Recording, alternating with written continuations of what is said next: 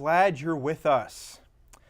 A car leaves the road and plunges into a northwest Oklahoma City pond, leaving one dead and 3 others hospitalized.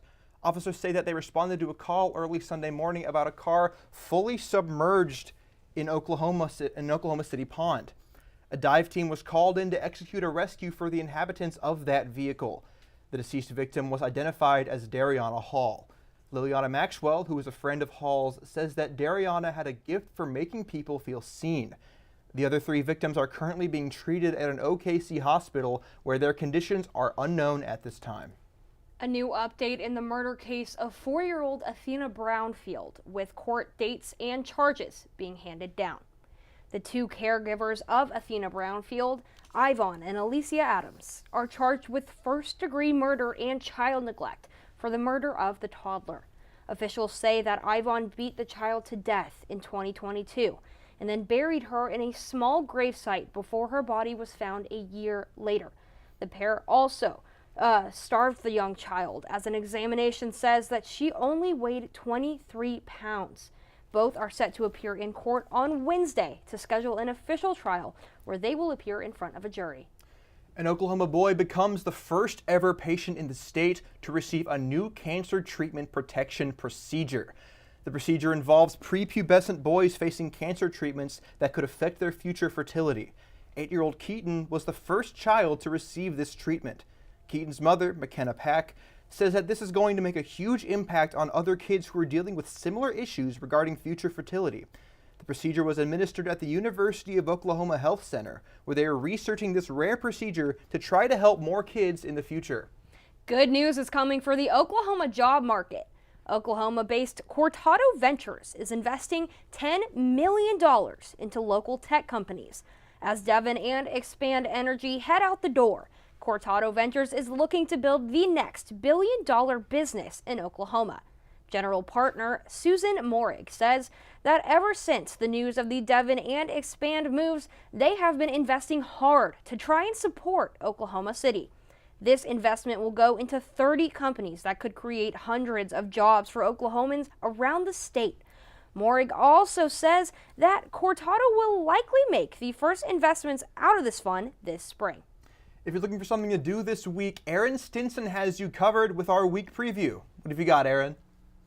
Yeah, guys, starting with tomorrow night, Kenny Wayne Shepherd is live at the Criterion in Oklahoma City at 7.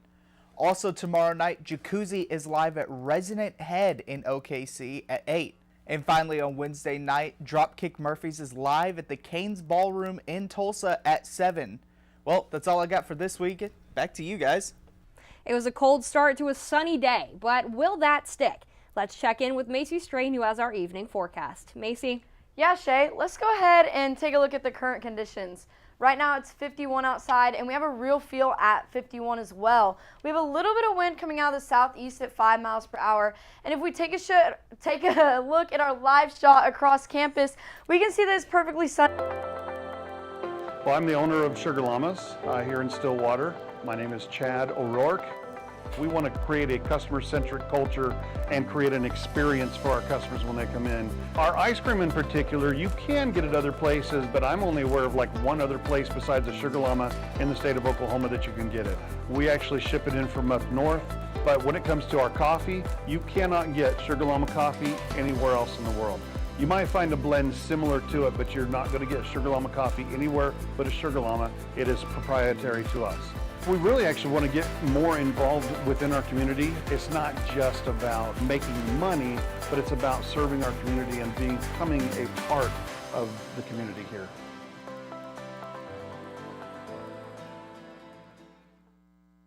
Ace in the Bowl salsa started many, many years ago. I was trying to find a recipe to take to a family gathering, and so I started messing around with different recipes, and I took a little bit from here and a little bit from there, and I came up with a salsa that is truly unique. Ace in the Bowl salsa is an olive oil based salsa with tomatoes, green chilies, green onions, and black olives. There's no sugar added, it's gluten free, low calorie, low carb, low fat, low sodium.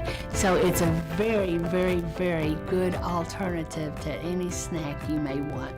As of right now, I'm just looking to be in Oklahoma and having a successful business within the state. If my grandkids could ever take it over when they're old enough, that would be my dream.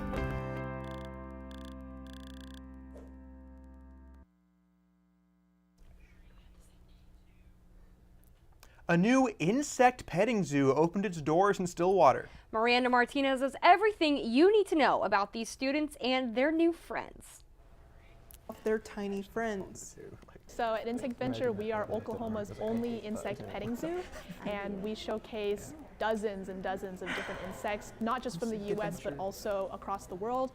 You're free to touch, you're free to pet, as long as you gent bugs that they previously had misconceptions about. The volunteers play with the insects. People really fear arachnids like spiders and scorpions. Every now and then you get these kids that will come to the event and you'll just see their eyes light up when they see the coolest bug in the world. And being able to cultivate and grow that wonder is one of my favorite things in the world.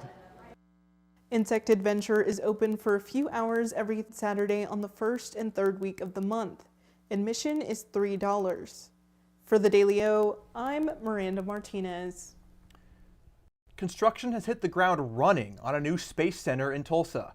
The new center will be used for rocket engine testing in an attempt to help NASA speed up the overall rocket testing process. Crews have broken ground on the facility next to Tulsa International Airport. General Manager Jim Vasher says the project builds on Oklahoma's established aviation industry while expanding into space technology. Construction is expected to continue over the next 2 years, with the project slated for completion in 2027.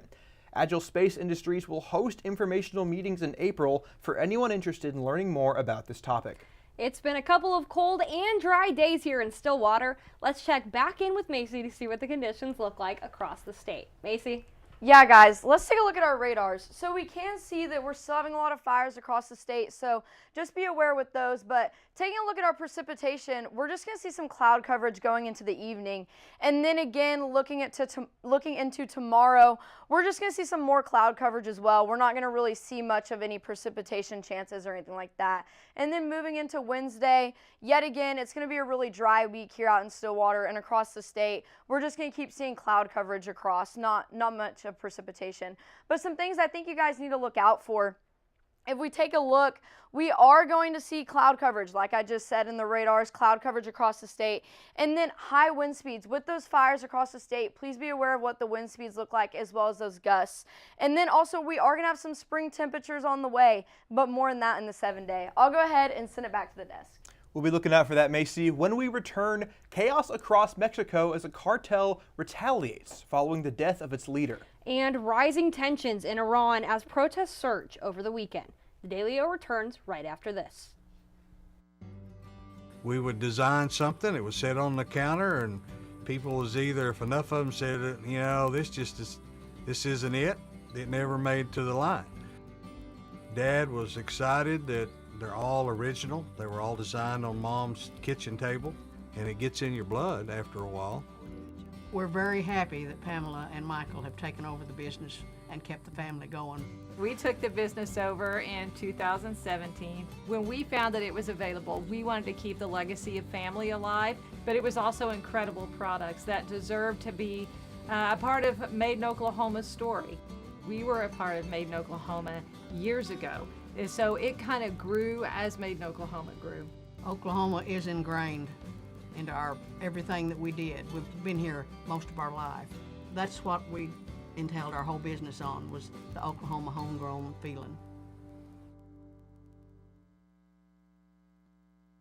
Deep Fork Foods started in 2014. We started off with our nut products, and now we produce everything from jarred products to cookie mixes and pancake mixes and dried products for people, as well as our spice blends. Now we produce over 168 different products for ourselves and about 20 to 30 other companies in Oklahoma. I'm Cindy Stewart. I'm one of the owners of Deep Fork Foods. We've gone from just making our own stuff and doing just small things to being able to co-pack and work with other companies and individuals within Oklahoma and across the United States as well. I'm just really thankful for the journey that we've had so far and really look forward to the future where we're taking Deep Fork Foods and being able to provide more value for Oklahoma and its economy, as well as all the people within the state. I love the opportunities that being in a food business provides. I absolutely love sharing food and good stories with people, so this just gives us another connection. And I can't wait to see where this path takes us with it.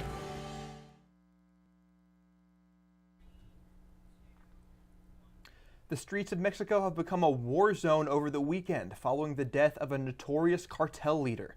The cartel leader, known as El Mencho, led the infamous Jalisco New Generation Cartel. El Mencho died from wounds suffered during a U.S.-backed operation to capture him in the Mexican state of Jalisco, just southwest of Guadalajara.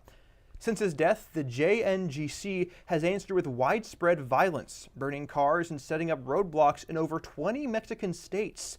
Security forces are currently working to contain the situation, with both local and foreign governments warning citizens against traveling during the ongoing crisis. Ongoing protests in Iran are having a resurgence, causing military pressure from the U.S. to grow.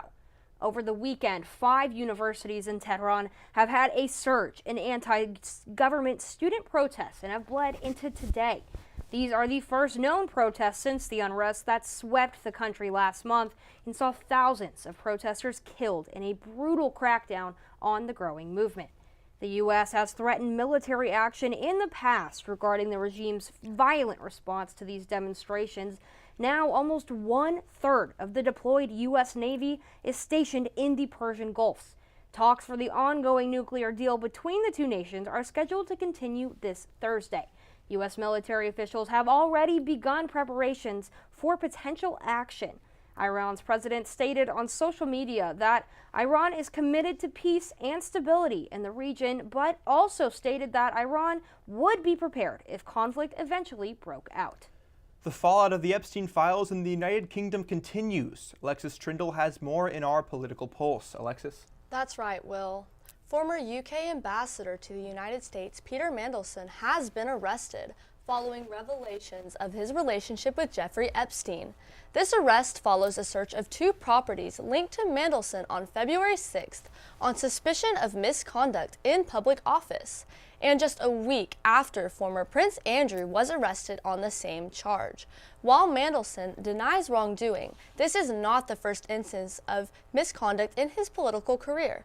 Mandelson had long been accused of sharing sensitive government information with Epstein during his tenure. Now, through the files released by the Department of Justice, these accusations have gained traction within the UK's current administration.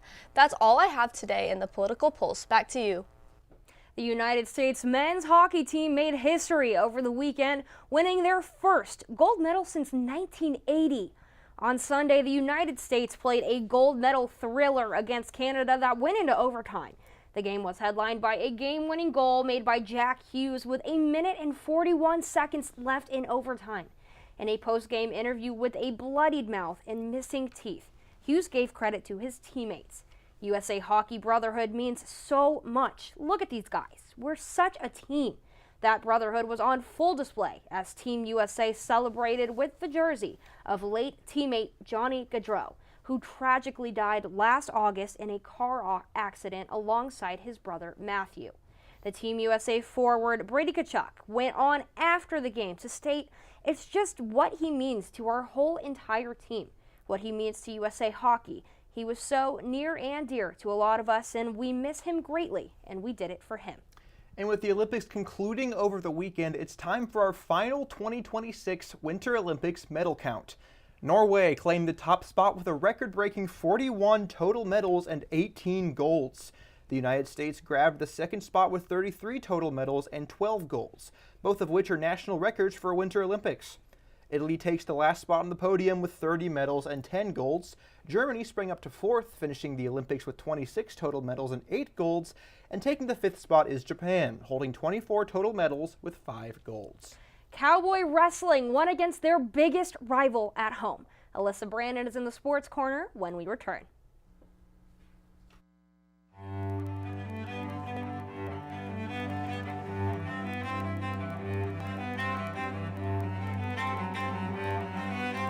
My name's Dennis Abernathy. Lived here since 1968, and I consider myself one of Stillwater's oldest original family jewelers. Here at Dennis the Jeweler, we're more about personal service. My father always told me that anybody can sell the jewelry, and what we're doing is completely different, learning to do the repair work. That is one thing that will keep your business alive, because anybody can sell it, but not anybody can fix it. To me, jewelry is very, very personal. Every piece of jewelry has its own story, and I get to hear hundreds of stories from my clients, which I love to hear. There's always a story with it. I mean, you buy a piece of jewelry for a show of appreciation, a sign of love. There are a lot of different aspects for jewelry when you purchase it. My wife lived east of here, about 35, 40 miles, something like that, over at Lamont. I was dating her from over at Alba when we were going to college. I knew about the well then. It was a great well. It was great water. I'd stop there, stick my head under it, wake up, drive on home, that kind of thing. And people talked about bottling this water. And so that's why I started thinking about doing that. And so in 2003, the property come up for sale. And so we started working on that, had the opportunity to buy it. The hopes are when folks drink our water is that they'll drink it for a few days and find out the difference. They'll start feeling better because there's been no chemical in our water. There's a list of good things that we have. We don't have any bad things in it. This company means a lot to me because I guess we started it from scratch. And to be able to have it where it's at today, I don't see this as the end at all. I see the future of Divine Water as being worldwide, which will bring outside dollars into the state. It means a lot to me because I started it, I guess, and our family started it.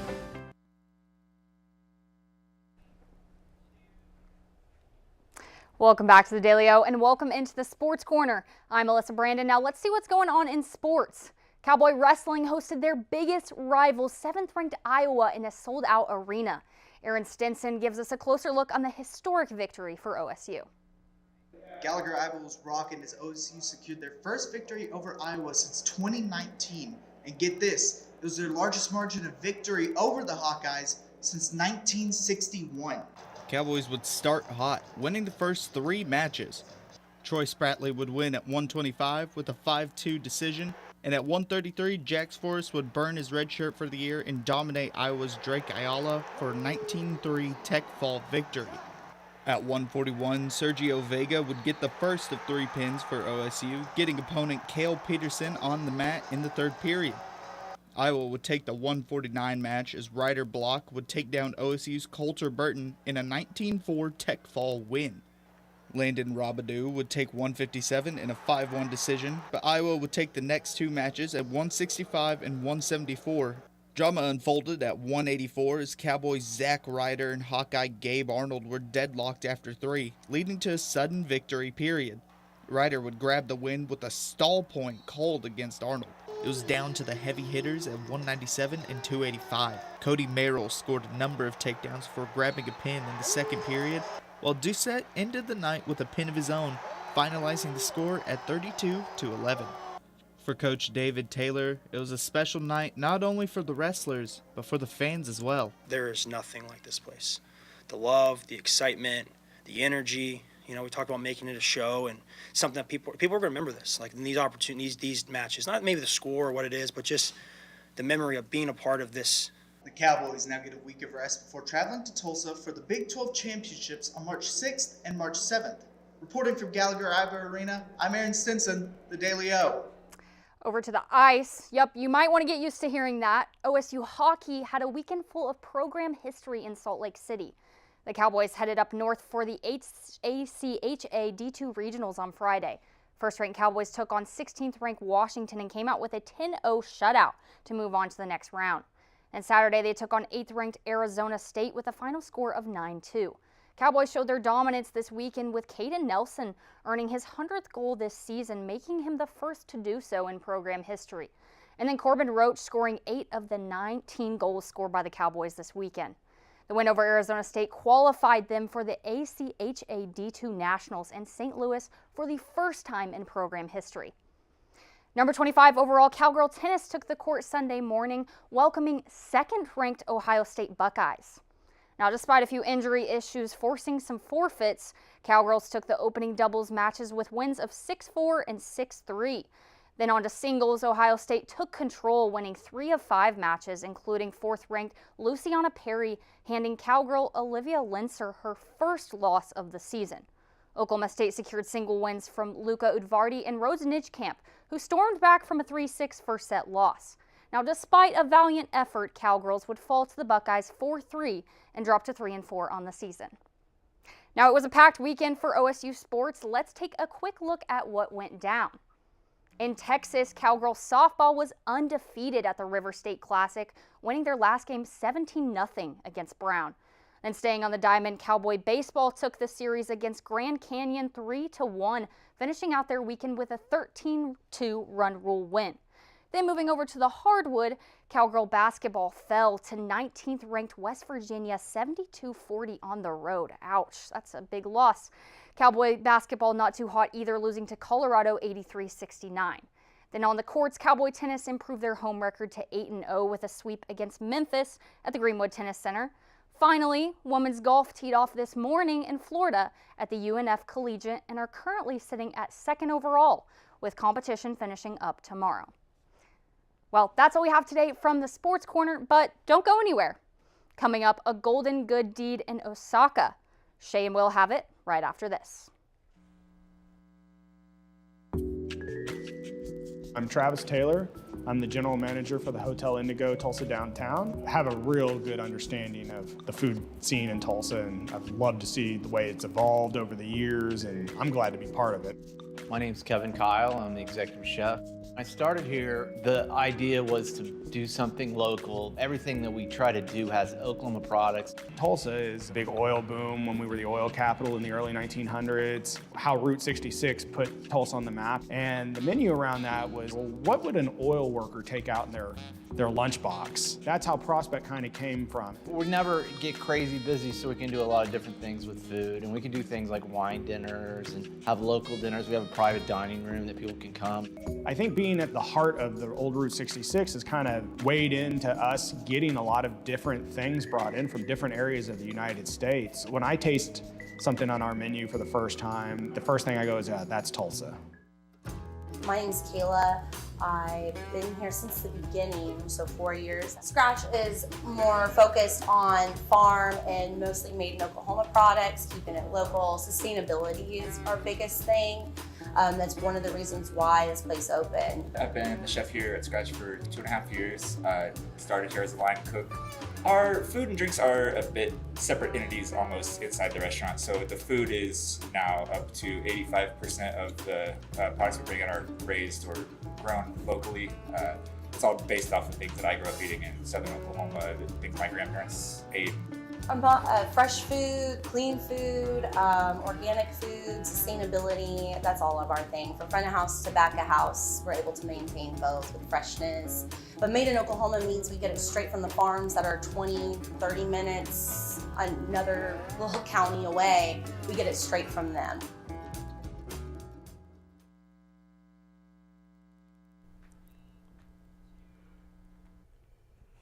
They say kindness is golden, and this story backs that up.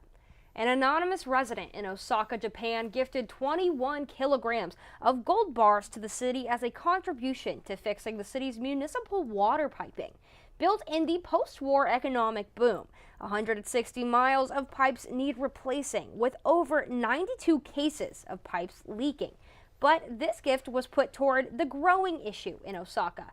At current rates, the 21 kilos of gold costs around 560 million yen, which is equal to around 3.6 million US dollars. While the identity of the person is still unknown, this generosity boosts their status as a local hero.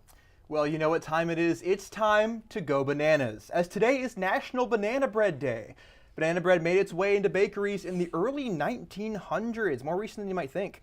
Banana bread is made with overripe bananas, so now you know what to do with them instead of wasting the produce you forgot to eat. There are many add-ons that you can put in the bread, such as chocolate chips and nuts, and you can participate in National Banana Bread Day by going to your local bakery to pick out a delicious loaf to enjoy. And don't forget to post on social media using the hashtag National Banana Bread Day. Well, before we go, let's go back to the Weather Center where Macy Strain has our 7-day forecast. Macy? Yeah, guys, like I said, those temperatures are going to warm up. So today we had that high at around 49 and that low at 36. And then tomorrow we're going to see those temperatures rise up a lot. We're going to see that high at 69 and that low at 42. And then moving into Wednesday, we're going to see a high at about 74 and a low at around 46. And then Thursday, those temperatures are going to drop down just a little bit back into the 60s, that high at 66 and that low at 37. But then moving into Friday and Saturday, starting to look into the weekend, we're going to see those highs in the low 70s to mid 70s and those lows in the low to mid 40s. And then moving on to Sunday, we're going to see that high at about 62 and that low at about 40. So let's bring it to the desk. Oh, yeah, thanks for that, Macy. Now back to banana bread. Before the show, Shay was talking about her opinions on banana bread. I don't know what to say. I'm just not the biggest banana fan. I have to eat bananas at like a really certain ripeness. Like they have to have some green on them. I don't like mushy bananas. I don't like the really strong taste. So I ruffle a few feathers when I say I don't like banana bread. So you buy bananas, then you eat them all in like the first 2 days? Yes. You can't let them... Yes, really? quite literally. Okay. I like, if there's a brown spot on it, I don't want it. Well, that's what they use, the bananas they use for banana bread when See, they go bad. The So flavor's just too strong for me. Yeah. I love pumpkin bread. Pumpkin bread's very good. See, I'm with you on that. That's yeah. that's where I sit. All right. Well. Yeah, absolutely. All right, Macy. Well, that's a look at today's headlines. Thank you for joining us. Make sure to check out the Daily O tomorrow and the rest of the week for the rest happening here in Stillwater and across the state. For the Daily O, I'm Shay Faulkner. And I'm William Manzel. Have a great night, everyone. My wife lived east of here, about 35, 40 miles, something like that, over at Lamont. I was dating her from over at Alba when we were going to college. I knew about the well then. It was a great well. It was great water. I'd stop there, stick my head under it, wake up, drive on home, that kind of thing. And people talked about bottling this water. And so that's why I started thinking about doing that. And so in 2003, the property come up for sale. And so we started working on that, had the opportunity to buy it. The hopes are when folks drink our water is that they'll drink it for a few days and find out the difference. They'll start feeling better because there's been no chemical in our water. There's a list of good things that we have. We don't have any bad things in it. This company means a lot to me because I guess we started it from scratch. And to be able to have it where it's at today, I don't see this as the end at all. I see the future of Divine Water as being worldwide, which will bring outside dollars into the state. It means a lot to me because I started it, I guess, and our family started it. Thank you for coming to Stay and Play Pet Resort. This is where we can board your pet at any time for your convenience and make them feel at home. We have 5 different kennels for your pet. We have luxury suites that come with TV, camera, fireplace. The webcam is at your free. We have Kitty City where you can board your cat for multiple different prices. Stay and Play Pet Resort.